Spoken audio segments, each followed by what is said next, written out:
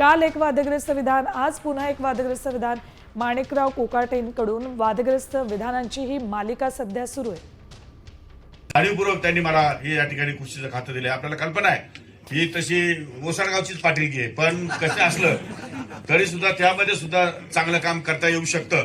हा पण एक आपल्याला हे पण एक उदाहरण आपल्याला महाराष्ट्रामध्ये द्यायचंय. मी तुम्हाला सांगू इच्छितो की आजही देशामध्ये महाराष्ट्र अव्वल नंबर 1 आहे सगळ्याच बाबतीमध्ये.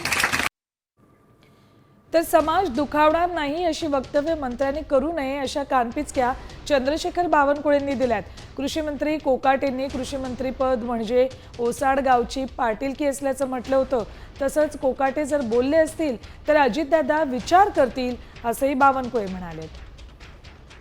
याबद्दलचा निर्णय अजित पवार साहेबच करू शकतात. समाजाला वाईट वाटेल असे कुठलेही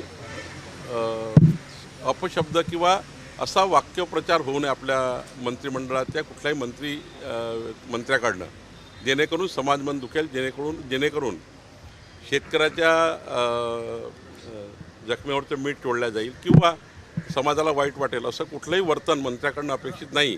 अशा सूचना आम्हा सर्वांना दिलेल्या आहेत. आता कोकाटेजीबद्दल जे काही बोलले आहेत ते अजितदादा तिथे विचार करतात.